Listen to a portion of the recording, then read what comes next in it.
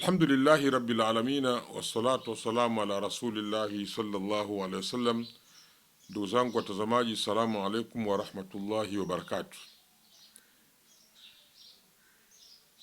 Baada ya kumshukuru Allah na kumtakia rehema mtume wetu Muhammad sallallahu alaihi wasallam, ni kukaribisheni tena katika wanazuoni online TV ili muendelee kupata yale ambayo ni mazuri ya kielimu na hasa yanaendana katika upana wa historia tofauti mbalimbali za katika taaluma za Kiislamu ama katika Uislamu katika maeneo mbalimbali. Lakini leo bado tunaendelea na ule upande wa kuangalia jinsi gani hadithi za mtume zilihifadhika, jinsi gani zilihifadhika katika vifua na jinsi gani zilivyohifadhika katika vitabu kuanzia enzi ya mtume mpaka kufikia ile enzi ya uandishi rasmi na vitabu tunavyofahamu, na tutaendelea kuwapeni sasa baada ya hapo aina uandishi ilikuwa namna gani. Ni kitu muhimu tufahamu historia katika ukamilifu wake.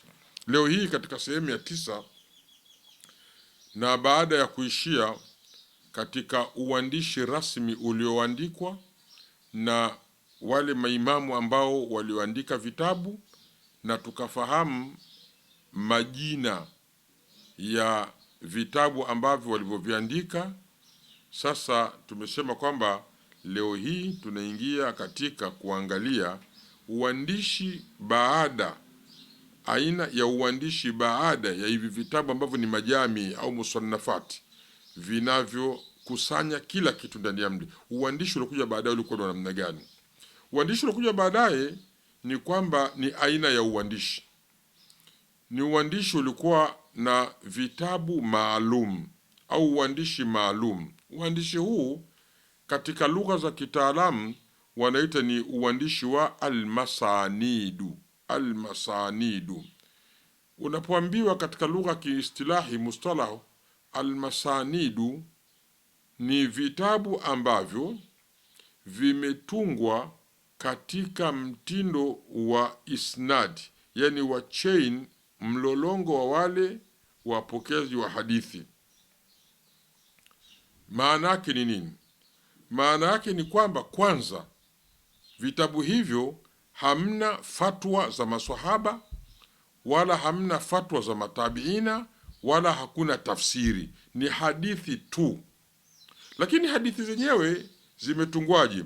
Hadithi hizo zimekusanywa katika mtindo wa kila swahaba mmoja na hadithi zake ambazo alizozipokea. Tuchukulie mfano, mtungaji wa hadithi ile sasa anachukua hadithi zile anaziweka, mwandishi wake tuseme mtu atungi, anaandika hadithi zipo ila anazipanga, anamweka sahaba Abu Bakr ni Siddiq. Baadaye chini ya Abu Bakr Siddiq anwani ile anazitaja hadithi zote ambazo zilizomfikia na alizozipokea kutoka kwa Abu Bakr Siddiq, zinaandikwa zote pale mpaka mwisho. Baada ya hapo labda anakuja sahaba mwingine Omar ibn Khattab, anafanya hivyo hivyo hadithi zake zote. Anakuja labda Abu Huraira, anafanya hivyo hivyo chini yake. Yani kila kimtaja sahaba fulani, baada yake mbele kila hadithi itakuja baada ya jina la sahaba yule inamuhusu, ni hadithi ilipokelewa kutoka kwa mtume na sahaba huyo.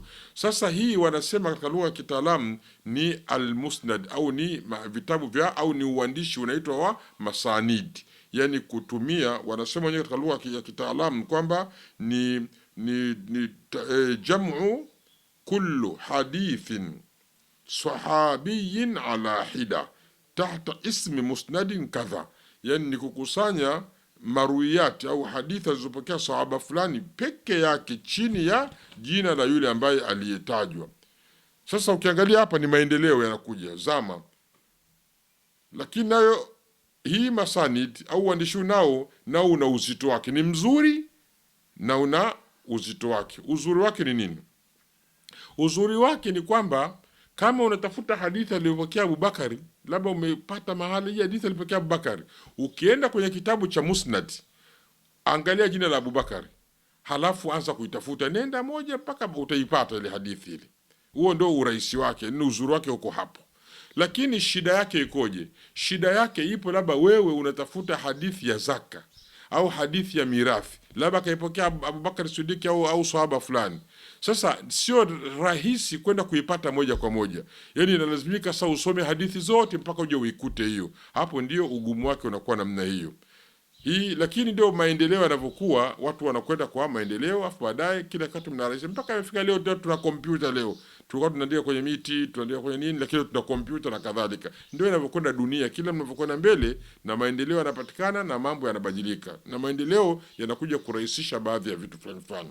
Sasa mtu wa mwanzo kabisa amepokelewa aliyotunga hadithi au kuzipanga hadithi katika mtindo wa masanid alikuwa anaitwa Abu Daud ibn Suleiman Tayalisi. Msimchanganye, kuna Abu Daud Sijistani.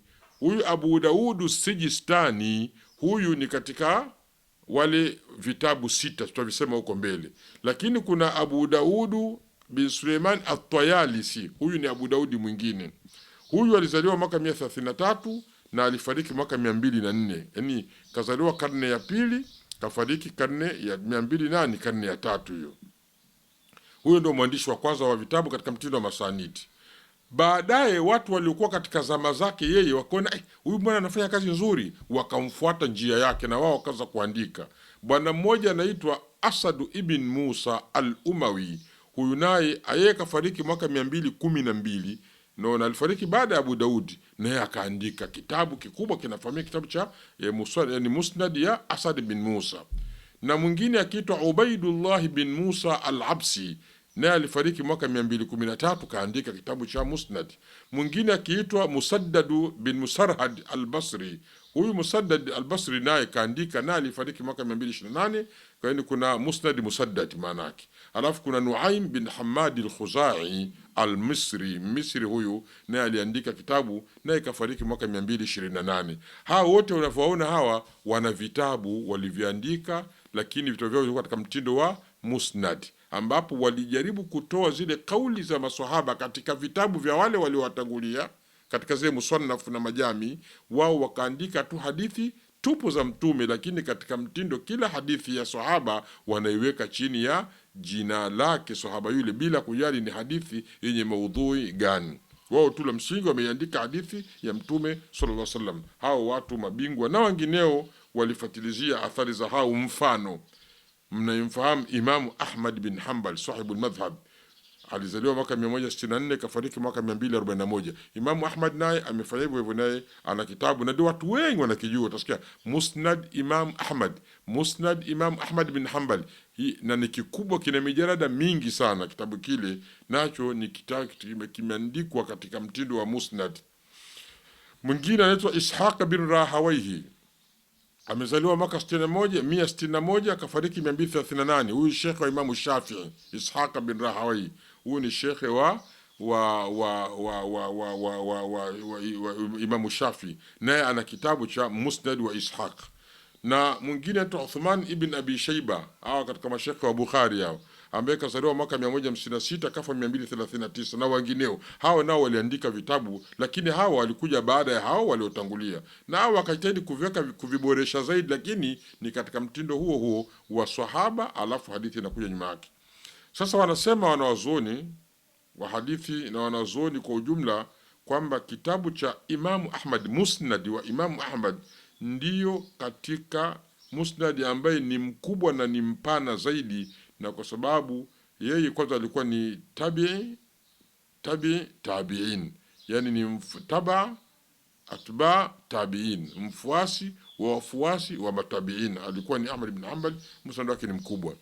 Na kama tumesema kwamba enzi hizi za hawa mataba tabi'in na wale matabi'in, kitu muhimu cha kufahamu walichofanya juhudi sana ni kukusanya zile hadithi pamoja na sanadi zake, yani wapokezi ni kina nani, afu inakuja ile hadithi yenyewe. Sasa ilikuwa ni rahisi, hadithi ambazo ni maudhu wanajitenga nazo, na walivyokuwa ni mabingwa wanaziandika nazo, na hiyo sanadi yake wanakuomba vile vile, ili waje wataalamu waweze kuja kufahamu nini mbivu, nini mbichi.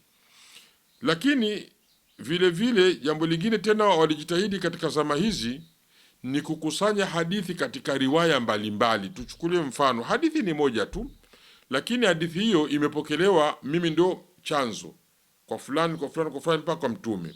Lakini hadithi hiyo tena kuna mtu mwingine tena ambaye ni wewe ndio chanzo, kwa fulani kwa fulani mpaka kwa Mtume. Hadithi hiyo mko hata kama ni 100, hawa mabwana walikuwa hawachoki, wanaziandika na njia zake hizo 100 wanaziandika, ili wale wataalamu majahabidha waweze kuwa wanafatilizia zile njia na wapokezi na kupata upekuzi na upembuzi yakinifu, ili mradi kufikia kujua tu ukweli na usiokuwa ukweli, na hadithi yenye nguvu na hadithi yenye ila yenye dosari na kadhalika.